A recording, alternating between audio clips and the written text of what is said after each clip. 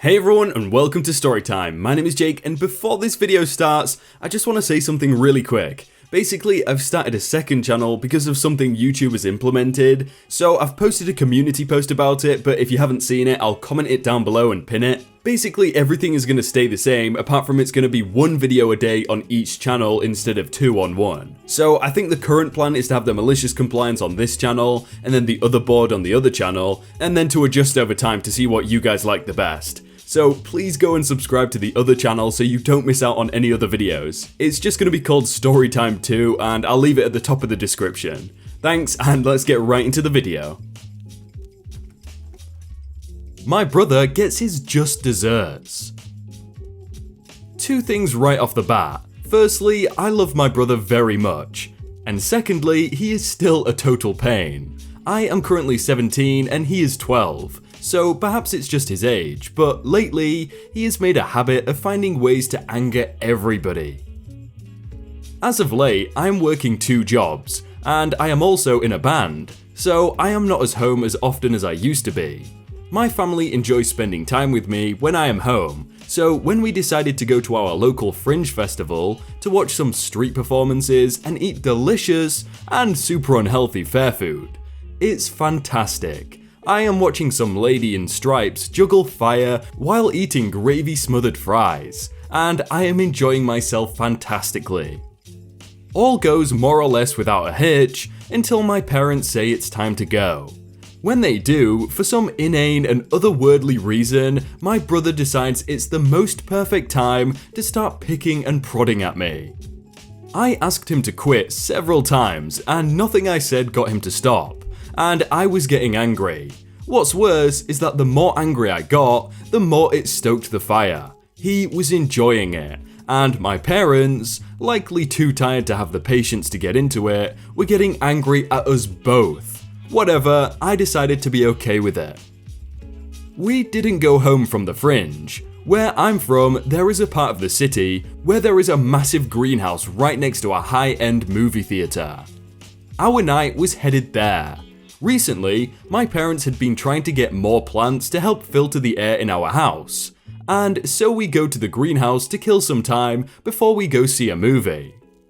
They've already paid for the tickets, so it's not like they are going to waste them. This will be important shortly.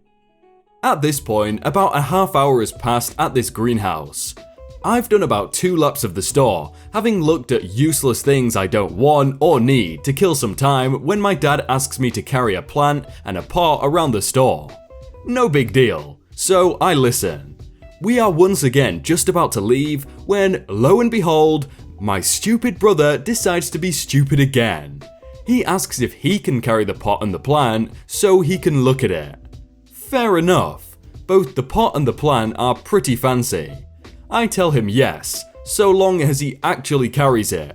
Normally, I might have been nicer about it, but he's been on my nerves all night. He agrees, takes it, and not 5 steps later is trying to give it back. He pokes me several times and hits me with the, "Come on, man." At this point, I'm angry, and more so than I was at the fringe. Eventually, a light bulb clicks in his brain, and he says that he's just going to set the plant down and walk away. If I don't pick it up, then it's my problem. Cue the malicious compliance. I say, okay then. Thinking in his own mind that he has outdone me, he reminds me that I was left in charge of the plant that he took charge of. So, I decided, if the metaphor makes sense, to kill the captain by sinking the ship. I took him at his word, and he at mine, and we both left the plant and pot sitting on a random shelf at the greenhouse. A few aisles later, and my stepmom notices that I am no longer holding the plant. I anticipated in saying what I said next. My brother and I would both get into trouble, but I did it anyways. I had a plan. My brother took them from me. I have no idea why he put it down. He said he wanted to look at them. Like a sprinter, after hearing the gunshot, my brother got to arguing with me immediately. It had the desired effect. Both of my parents are livid, and my stepmom goes to snatch the pot and plant for herself. Neither of them really want to deal with the specifics of the fight this late in the day, so they scold us both. At this point, they tell us to grow up and get along. They tell us that they've already paid for the tickets and that we are still going to see the darn movie, but that we get zero extras. They won't buy us any snacks or anything like that. Now, for me, it's not that bad. They're just theatre snacks, and frankly, popcorn is overrated. My brother, however, loves these things called cookie bites, which are little chocolate chip cookies that come in a cup that's been sitting in a heater. He is saddened at the news that he won't be getting snacks, but I can see the gears turning in his head. He thinks neither of us will get snacks, so he takes solace in this notion. Heh heh heh. We arrive at the theatre after a short walk over from the greenhouse. When we get to the counter to buy snacks before we go into the movie, I stay behind my parents. I wait until the other open counter is free and go up to the lady. She greets me and asks me what I'd like. Cookie bites, please. At first, when my dad sees me with a snack, he gets uppity. He tells me he thought he said no snacks. Malicious compliance part 2. I reminded him that he said he wouldn't get me snacks, and that I worked 2 jobs for my own money to spend. He backs off, but here is the kicker. My brother, penniless and pitiful, I sure wasn't getting him anything, looks on in horror as he sees me with my very own cup of cookie bites. At first, it's consternation, followed by anger, and then, when he realizes I've done nothing wrong, defeat. He looks sad, not distraught per se, but noticeably upset. The funniest part is that he tried to hide it the entire time I ate them beside him in the theatre. I didn't offer him one, and he didn't have the hubris to ask. It felt like worthy comeuppance for the aggravation he caused me throughout the day. Cookie bites, $4.99. The look on my bro's face, priceless. Frankly, they weren't even that good, but I think circumstances made those the best darn cookies I've ever tasted. I can just imagine him just before the movie starts when the trailers are playing or something, him going, I'm really glad I got these cookie bites, they're really good, just to rub it in a bit more. I'll send the shuttle right away, sir.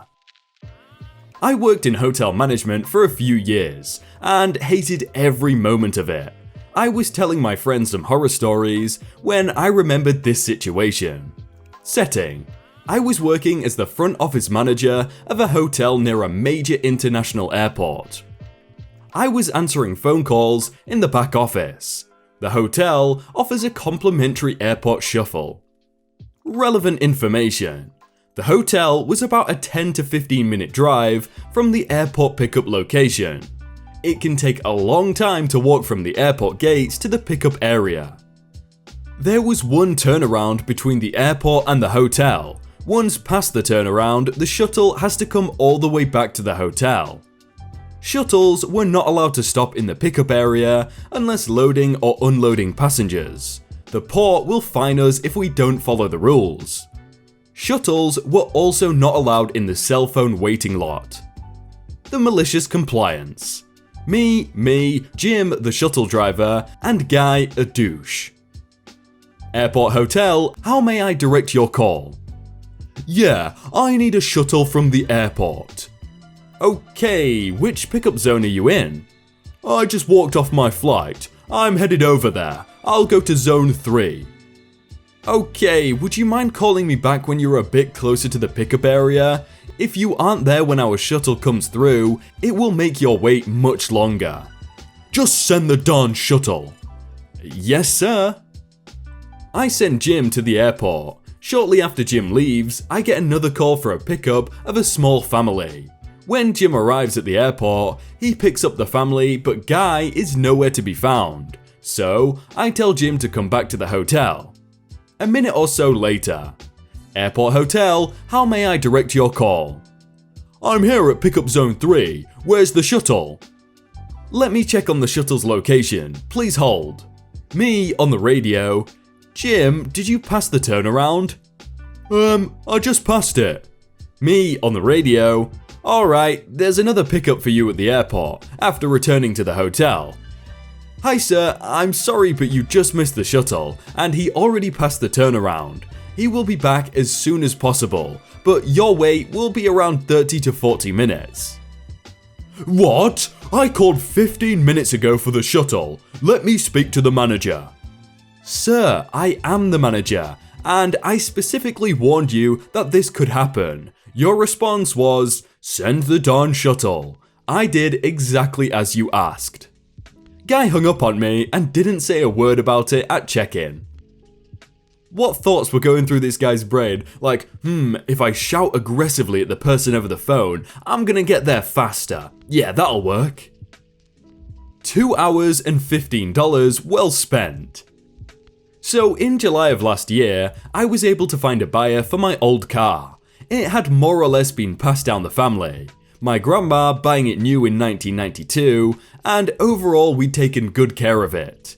But I'd gotten my own vehicle, and the 92 needed new brakes and other issues that I didn't want to spend the money on, so I had been trying to sell it for $1,000.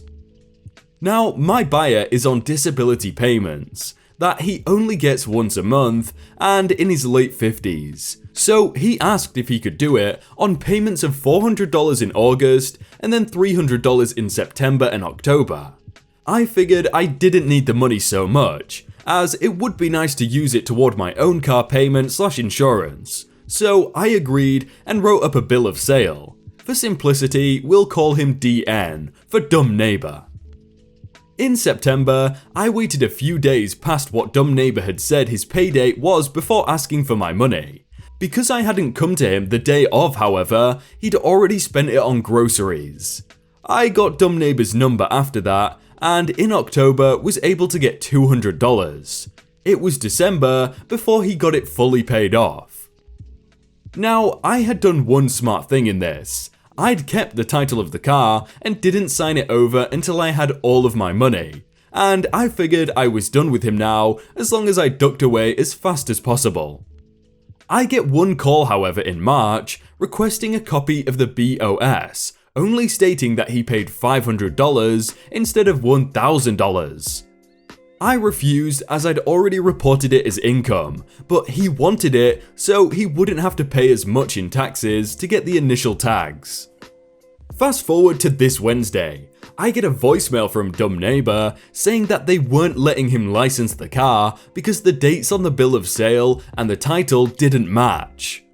I'd never exactly sold a car before, so I hadn't considered that.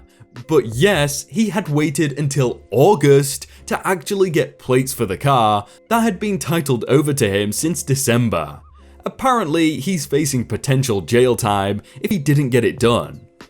At this point, I half consider this not my problem anymore, but I figured I'd be nice, even though it would mean staying up after my 12-hour shift until the courthouse opened. I wasn't exactly happy, since I had to be back to sleep at some point, but Dumb Neighbor shows up, thankfully, and is pretty much ranting while we wait for the office to open how it's my fault and I needed to get a new title for him so it would all be done right. Now, we get in there and the ladies at the desk explain that either the title or a bill of sale needs to be done that would have the same date on it, so everything's hunky-dory. Dumb Neighbor is still insisting that we need a new title. Partly as I see because he's put his address down as in another county that wouldn't have charged as much for the taxes. The ladies keep trying to explain, however, that we could just do another bill of sale and it would be fine. So the date has to match the bill of sale, July 2018, or the title, December 2018. Even half exhausted, and after all the headaches he'd put me through, I just waved them off and said I'd pay the $15 for another title, versus just doing up the new bill of sale that would have been free. Dumb Neighbor didn't think about the fact that he'd have to pay for a full year's worth of licensing, plus his coverage for 2019 to 2020 on top of the taxes. Hopefully they asked for the money before he spent it all on groceries. That all just sounds so confusing to me. Like, I wouldn't accept the, oh, I'll pay $400 this month, then $300, then $300. I'd be like, no, sorry, I want to sell it all at once. No, thank you. Hey everyone, I hope you all had a really good day and that you enjoyed that video. If you want to check out some other videos, then click on screen right now, or check out the playlist down below. If you enjoyed that video, then please do leave a like. And if you want to submit your own stories, then you can do so by joining the Discord in the top link in the description. But thank you so much for watching, and I will see you very soon.